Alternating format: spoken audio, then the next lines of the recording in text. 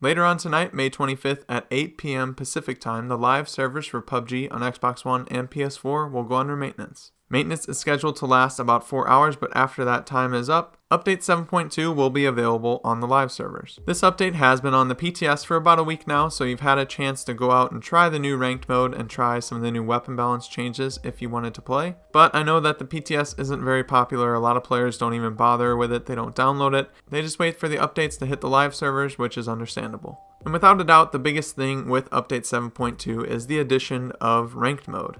And like I said, there's some weapon balance changes along with some armor balance changes, as well as some other small additions and some bug fixes. But before we get into it, make sure to like the video if you find it useful and subscribe to stay up to date on everything that I publish. But I think first and foremost, let's just jump straight into the ranked mode. It's meant to be a more competitive game type, the place where everybody can go to actually see how good they are. The only problem is it's limited to squads only. You can play in third-person perspective or first-person perspective, but if you want to play solos or duos in ranked mode, you'll be out of luck. Of course, you can try one-man or two-man squads, and hopefully solos and duos gets added to ranked mode eventually, because I think a lot of players would appreciate that. I understand that squads is probably the most popular mode in PUBG, but there are a lot of us that play solos or duos, and at times it can be hard to get a full squad. And before we go through the rules, another downside of ranked mode is it actually only has 3 maps, so you can play on Erangel, Miramar, or Sanhok. So you won't be able to play on Vikendi or Karakin. That will be limited to the regular mode. Ranked matches will feature a maximum of 64 players, and ranked matches will not have bots. The normal mode, where you can play on all 5 maps, will have a maximum of 100 players on the maps that support it, but there will be bots included in those lobbies. And there's one more requirement for actually being able to play ranked. You have to reach a survival mastery level of at least 20 before being able to play it. Now, that's not very difficult to do. I think a lot of players have actually hit level 500 by now, so if you haven't reached level 20, you're pretty new, and you probably shouldn't be playing ranked anyway. Also, a squad cannot enter a queue if 2 players on that team have received their placements and they're too far apart, and that distance apart needs to be within 10 division rankings. The rankings are bronze, silver, gold, platinum, diamond, and master. Each of the tiers have 5 divisions, so silver 5 is the lowest version of silver, and silver 1 is the highest. And that holds true for all of the tiers. The way that you get an initial rank is just by playing 5 matches, and then you'll be thrown into one of these tiers. And then from there on out, every game that you play will either lower your score or increase it, and you will move up or down in between the divisions. Now when you queue up for a match, you can actually cancel matchmaking before you get put in the pregame lobby, and that won't cost you anything. It won't give you any penalties or anything like that. But if you actually make it to the lobby where you see the other players, then if you quit out of there and kind of map dodge or something like that, then you can see some penalties to your rank, and you'll need to wait out a matchmaking penalty timer before you can play ranked again. And this is just to keep people from backing out of matches that they don't like. Unfortunately for people like me, if I get Sanhok 4 times in a row, there's no more backing out of the lobby just because I don't want to play the same map over and over again. And ranked mode kind of has its own settings in a way. It has an overall increase of item loot spawns. There's no crossbows. The red zone has been removed. Also, the motor gliders have been removed, and the timing and speed of the blue zone has been adjusted to increase the pace of play. And with there only being 64 players on the map, if you play a map like Miramar, you want that blue zone to shrink rather quickly because you might be just sitting around for a while without anybody in sight. Kills, assists, and personal placement all go into your rank. And after every match, there's a new screen that shows your rank and shows how all those statistics changed it. And one more important note, players who are a diamond ranked or above will begin to face rank points decay if you do not play a ranked game for a week or more in a row. So you have to keep playing to keep your rank if you're in those higher tiers. And overall, the inclusion of ranked mode is awesome because it gives people a chance to play the game more seriously, and it gives people a chance to play without bots. But the fact that it's only squads is kind of worrying. I know at first they don't want to split up the queues too much, but I would have loved to see a solo or a duo mode as well, because I know a lot of players just don't play squads, and a lot of times you just can't find a full squad to play with.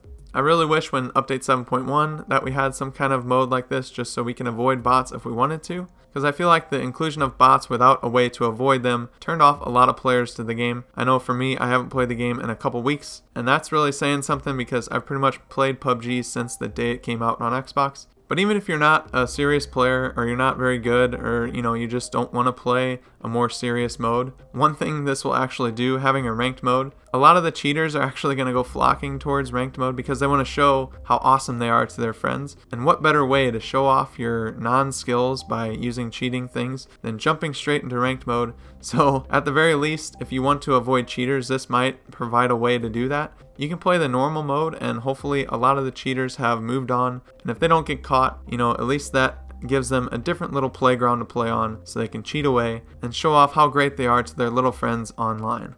But enough about that, let's get into the gameplay changes with this patch, because they've made some adjustments to the weapons and the armor. They've made some pretty serious adjustments to the M4 because it's been the most powerful AR for the longest time, and so they want to dial it down a bit. They want to bring it back down to earth and kind of balance it out compared to the other assault rifles. And they're also making some adjustments to shotguns because they just really want us to use shotguns for some reason later on in the match. They increased the reload times for the M4, the M16, and the SCAR. And like I said, for the M4, they made some other adjustments. They decreased the base damage by 1 from 41 to 40, and they decreased the muzzle velocity from 880 meters per second to 780 meters per second. And they also changed the damage curve distances from 60 meters to 450 meters, and now it's 50 meters to 350 meters. So basically what all that means is the M4 is going to be less valuable, and it's going to be more in line with other ARs. The M16 and the MK47 Mutant have decreased recoil when firing in quick succession in semi-auto and in burst mode,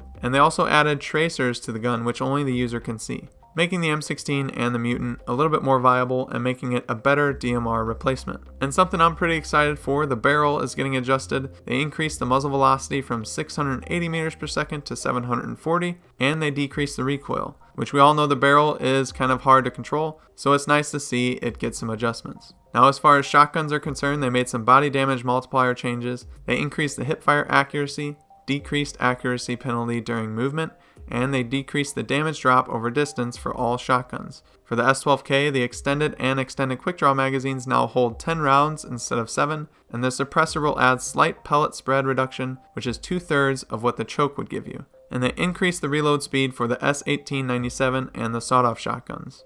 Now let's get into the changes to the vests. So before, if you had a level 1 vest, a level 2, or a level 3, and you lost it late game, you'd actually lose that inventory space that you gained by wearing a vest.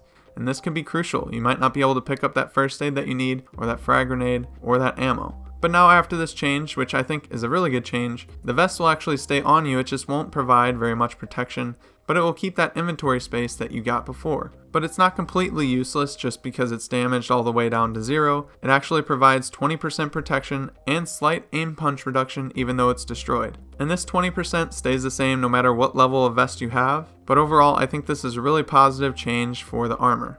There's also a slight improvement to the vehicle UI when you're in a vehicle. The color of the vehicle's tire will indicate how damaged it is, with red being completely blown out, orange being damaged more than 50%, slightly damaged when white, or 100% when it's gray. This just gives you a better idea of the durability of each wheel. And there's a change to the blue zone humming sound. The blue zone humming sound will be played only when the wall is moving, so once it closes all the way to its destination, it will no longer just sit there and be buzzing in your ear.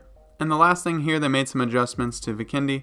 They've added some new small house sets. These are being added to enhance the loot spots outside of major landmarks, and these small house sets that have been added will have improved item spawns. And they've supplemented item spawn spots in certain buildings in Dino Land that had below average loot before. Now one change that was introduced with update 7.2 in the PTS that didn't actually make it to the patch itself on the live servers, this is both on PC and on console, is the change to the gas cans. On the PTS, you could actually dump out the gasoline and then shoot it to light it on fire, and then it would ultimately explode the gas can when you dropped it. This added a little bit more strategy and fun to the game, I guess, but for some reason it didn't get added. There was an issue found with the new features, and they'll provide further details in the future when it gets added again. You could also throw the gas can and then shoot it, making it a little bit more user-friendly to use as a weapon. But like I said, that's not in update 7.2. We'll have to see if it gets added in update 7.3 or a patch after that. And there are 23 bugs listed in the patch notes. If you want to check them out, I always have the patch notes linked in the description below. So feel free to check out all those bugs that are being fixed with this, but I'm not going to go over them in this video. Now, as some of you may know, I have uninstalled PUBG at this point, but I have said that I'm going to reinstall it once I have a chance to play without bots, or at least the option to do so. I think it's great they're adding ranked mode, and it's a way to play without the bots if you want to, but the major downside for me is that it's only squads and third person or even first person perspective. And the reason being is because a lot of times my full squad isn't on, and if I'm not going to play with my full squad, or if I'm not going to play with them at all, then I'm probably not going to be playing PUBG because I don't play PUBG solo. So if we have to play duos, we'll have to play with the bots because we're not going to play two-man squads because we just don't find that fun. And I think that's the major takeaway here, that I'll probably still play PUBG less than I ever did before, because really if I want to play ranked, I'm going to have my squad. And I know people will just say, well, just play with other players. I'm sure a lot of players will play. You know, you can queue up with random players. I can find people if I want to play the game, but the whole point for me is that I have a lot of games that I like to play, and I don't get a lot of gaming time, so when I get to sit down and actually play a game, if I'm not playing with my friends on PUBG or some other game, I'm probably just firing up a single player experience so I can just sit down, relax, and enjoy the game.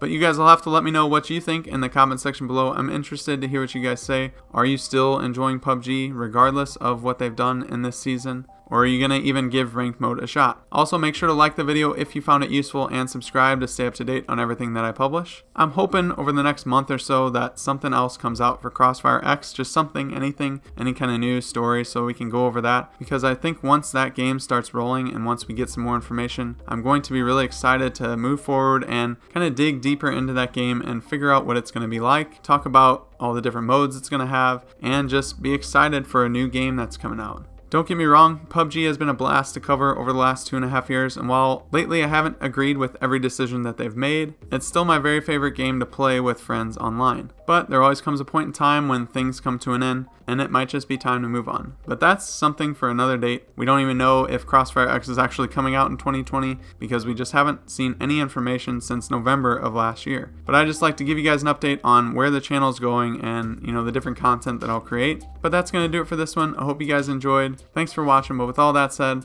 hope you guys have a good rest of your day. Until next time, I'll see you later.